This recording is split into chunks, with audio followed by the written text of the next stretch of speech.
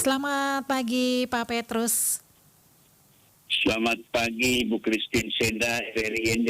Iya, salam sehat Bapak. Salam sehat, COVID sudah kita semoga sehat terus ya.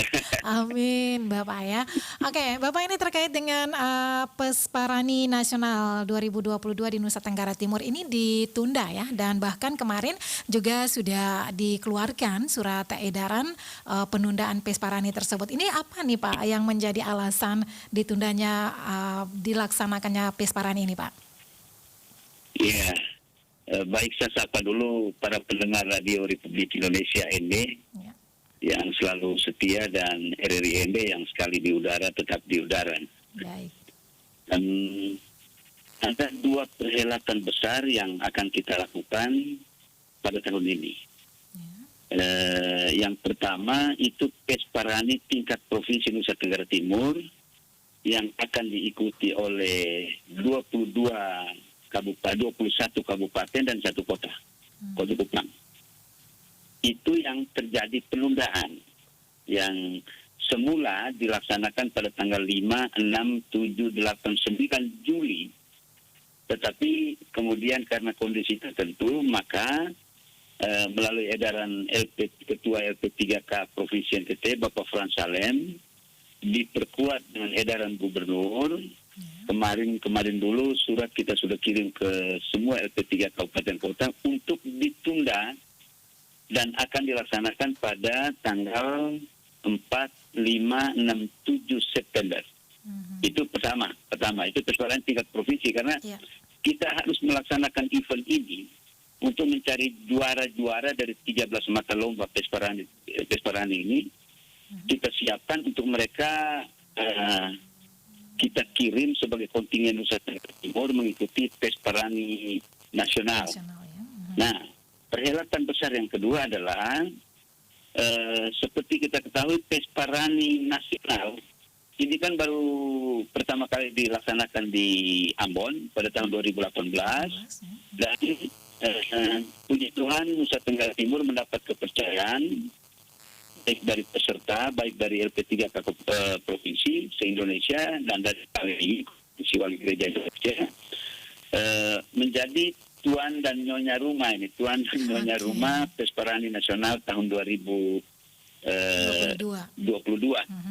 Nah, ini Pesparani Nasional ini dipastikan akan diikuti oleh 34 provinsi di Indonesia termasuk Nusa Tenggara Timur. Jadi nanti akan datang ke Kupang, ke Kota Kupang sebagai tempat penyelenggaraan Pesparani Nasional itu 33 provinsi. 34. Ya. Itu dilaksanakan pada tanggal 28 Oktober sampai dengan tanggal 1 November 2022. Nah, perhelatan besar kedua ini tidak mengalami penundaan. Yang mengalami penundaan adalah Pesparani tingkat Provinsi Nusa Tenggara Timur. Sudah terdaftar 21 kabupaten dan 1 kota Kupang. Nanti akan mengikuti dan mereka pada tanggal 4, tanggal 3, tanggal 4 September itu akan berada di kota Kupang untuk mengikuti Pesparani provinsi ini. Begitu Ibu Christine. Oke, baik. Dari dua perhelatan besar ini ya, tingkat provinsi yang mengalami penundaan seperti itu dan sudah terdaftar 21 kabupaten dan 1 kota. Seperti itu ya, Pak Petrus. Oke, dari yang Anda jelaskan tadi ada 13 mata lomba. Ini lomba apa saja nih Pak Petrus? Iya, ada 13 mata lomba itu ada paduan suara, itu ada 6. Ada 6 mata lomba. Paduan suara nih. Kemudian ada cerdas cermat rohani itu ada 4 mata lomba. Kemudian cerdas cermat cerdas cermat rohani Katolik itu ada 2 kategori. Kemudian ada juga bertutur kitab suci itu perorangan. Sehingga total itu ada 13 mata lomba yang akan dilombakan pada Pesparani tingkat provinsi maupun tingkat nasional. Itu 13 mata lomba ini. Ya, saya mohon doa ya sebagai Ketua Umum Panitia Pesparani tingkat provinsi, saya mohon doa kiranya kita bertampil bagus, mudah-mudahan kita bisa berbagian secara baik di dalam pesta ini. Oke. Ya. Baik. Jadi ada 13 mata lomba itu. Oke, 13 mata lomba ya Pak Petrus. Tadi Anda belum menjelaskan ini kenapa yang menjadi alasan ditunda nih Bapak. Oh iya. Oke. Ya, kita memang mengajukan anggaran ini kepada pemerintah. Baik. Kepada pemerintah, kita mengajukan 5 miliar, kemudian oleh pemerintah mengalokasikan 3 miliar. Baik. Jadi kita anggaran untuk Pesparani Nasional yang nanti akan dikolaborasikan dengan anggaran dari APBN melalui Kementerian Agama, itu sudah tidak ada masalah. Pemerintah sudah siapkan. Baik. Karena kondisi tertentu, maka pemerintah kali ini tidak mengalokasi anggaran 2 miliar untuk kepentingan kita mengikuti melaksanakan Pesparani provinsi dan mengikuti Pesparani nasional ini. Karena dari 2 miliar ini kita ada 2 komponen Pesparani provinsi, dan kemudian ada komponen anggaran berikut adalah anggaran untuk persiapan kontingen menuju Pesparani nasional yang digelar bulan Oktober itu. Nah, panitia kaget ketika informasi kami dapatkan, tetapi lantas tidak cengeng, lantas menyerah. Baik. Untuk itu maka panitia bekerja keras. Setelah kondisi ini kita hadapi, ada keterbatasan keuangan, maka kita akan melakukan kerja keras ini untuk mencari dana dalam rangka mendukung pelaksanaan Pesparani provinsi ini. Terima kasih kepada Bapak Uskup Agung Kupang yang Ibu Christine juga sudah membaca di media sosial. Secara spontan ketika kami lapor telah memberikan modal kepada panitia ini 300 juta yang oleh panitia akan mencari tambah-tambah lagi untuk mencukupi kegiatan ini. Dan yang kami lakukan selain mencari dana tapi juga melakukan efisiensi. Kami akan bahas ulang anggaran, melakukan efisiensi sehingga pesta ini harus digelar, tidak bisa tidak. Nah, untuk itu kami juga pada hari Jumat lusa atau Minggu ini kami akan melonsing secara streaming bekerja sama dengan berbagai pihak, melonsing nomor rekening dompet Pesparani untuk menghimbau umat, menghimbau warga NTT dari berbagai kalangan untuk ayo mari kita gotong royong.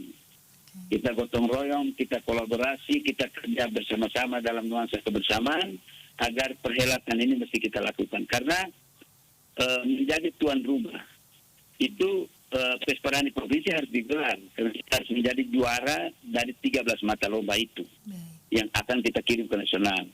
Sehingga kami panitia setelah melakukan berbagai rapat hampir tiap hari, optimis Tuhan pasti beri jalan untuk kita melakukan perhelatan akbar ini baik tingkat provinsi maupun tingkat nasional. Jadi ya terutama kepada umat Katolik di Nusa Tenggara Timur dan di mana saja berada, ayo mari kita sama-sama untuk berkolaborasi, gotong royong untuk ini. Dan kami tentu akan menyampaikan kepada publik juga melalui streaming pada hari Jumat ini atau hari Minggu tentang kegiatan launching nomor rekening, untuk dompet Pesparani. Untuk peduli Pesparani. Itu alasannya. Jadi tidak ada masalah. Ya. Kita juga mesti beri perhatian kepada pemerintah yang juga habis-habisan kemarin melakukan berbagai langkah luar biasa dalam mencegah dan menangani COVID-19, sehingga ya puji Tuhan hari ini kita dalam kondisi semakin baik. Mudah-mudahan pandemi ini segera berlalu dan kita dalam kondisi endemi sehingga aktivitas kita berjalan sebagaimana mestinya. Oke, baik.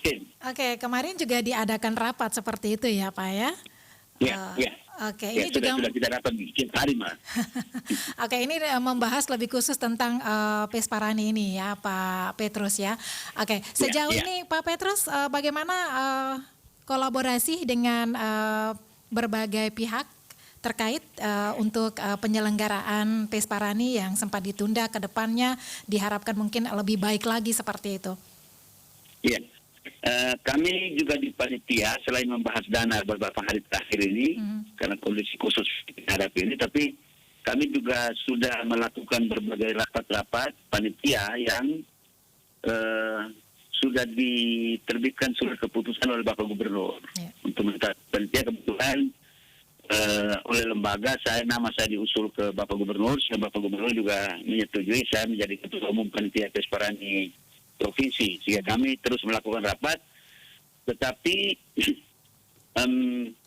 kami juga dua perhelatan berdekatan ini harus seiring sejalan yang kami tangani. Nah, menunjukkan toleransi dan saling menghormati antar umat beragama di Nusa Tenggara Timur, maka Bapak Gubernur juga menunjuk dulunya masih di Ketua Nahdlatul Ulama Provinsi Bapak Haji Jamaluddin Ahmad sebagai Ketua Umum Panitia Pesparani Nasional, gitu. Nah, sekarang beliau sudah di Wakil Ketua MUI, tetapi tetap menangani kegiatan ini. Dan seorang haji yang Muslim memimpin satu panitia besar yang keanggotaan terdiri dari orang Jakarta dan orang Kupang untuk menghelat Pesparani Nasional ini. Sedangkan saya dalam Pesparani Nasional sebagai ketua pelaksana membantu Pak Haji Jamal. Sehingga ya kita tunjukkan kepada dunia bahwa di Nusa Tenggara Timur itu toleransinya luar biasa, saling menghormati luar biasa. Tidak hanya Pesparani, tetapi bangun gereja ketua penitianya Ustadz, bangun masjid ketua penitianya Romo, itu sudah biasa di NTT. Sehingga selama ini panitia sudah melaksanakan rapat dan berkolaborasi dengan berbagai stakeholder, baik stakeholder di luar maupun instansi-instansi pemerintah yang masuk di dalam panitia. Jadi kerjasama baik, semua instansi pemerintah yang terkait dengan pelaksanaan Pesparani Provinsi maupun Pesparani Nasional tetap bekerjasama dengan sangat baik, dan mudah-mudahan kerjasama ini berlanjut terus, kita rawat kekerabatan ini sampai pada perhelatan ini, pelaksanaan Pesparani ini. Demikian Ibu Christine. Oke, intinya saling mendukung ya untuk membangun NTT ke arah yang lebih baik. Saling mendukung, ya? Luar biasa. Oke, baik. Ya. Pak Petrus, tentunya pendengar juga ingin tahu ya pelaksanaan perhelatan dua pesta besar ini tempatnya di mana nih Pak Petrus? Oh ya, dua-duanya di Kota Kupang. Kemudian ada venue kegiatan dan venue lomba yang kami siapkan. Ya. Mudah-mudahan tidak berubah untuk Pesparani tingkat provinsi. Upacara pembukaan, upacara penutupan itu dilaksanakan di Aula Serbaguna Universitas Katolik Widya Mandira Kupang di Matani, di daerah Pensui ya. Kemudian Pesparani tingkat nasional itu upacara pembukaan dan upacara penutupan kita sudah melakukan survei di auditorium Universitas Nusa Tenggara Kupang, dan akan ditinjau oleh teman-teman panitia dari Jakarta.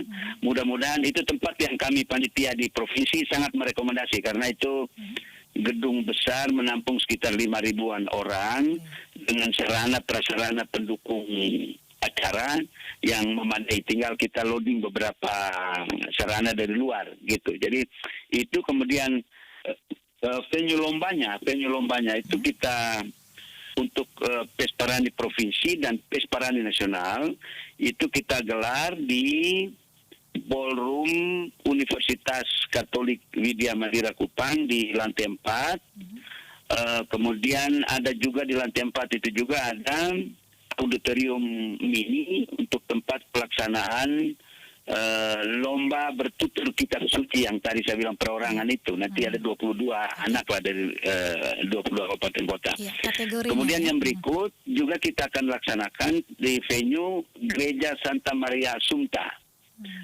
Ini di Gereja Santa Maria Assumpta ini untuk Mazmur dengan di Gereja Santo Yosef Naikoten Kupang. Sedangkan untuk venue lomba untuk cerdas cermat rohani Katolik kita akan laksanakan di aula Gereja Santa Maria Kupang, Asumta Kupang, dan juga di Aula Gereja Santo Yosef Kupang. Sedangkan nanti Pesparani Nasional itu kita laksanakan juga di Aula El Tari yang satu tempat dengan kantor gubernur di Gedung Sasando itu. Itu beberapa tempat yang kami sudah siapkan dan memadai. Kami akan melakukan uji coba di Pesparani provinsi ini sehingga nanti kalau ada kurang-kurangnya kita masih benar-benar untuk menuju Pesparani Nasional yang mudah-mudahan baik kita menjadi tuan rumah, tuan dan nyonya rumah Pesparani Nasional ini sehingga tidak mengecewakan orang-orang yang datang. Mudah-mudahan yang pelaksanaan itu semua orang nanti akan pulang dan menceritakan tentang Nusa Tenggara Timur yang toleran, Nusa Tenggara Timur yang rukun, yang indah, orangnya ramah-ramah, daging seinya bagus-bagus, bosenya enak-enak, seperti itu. Jadi mohon doa.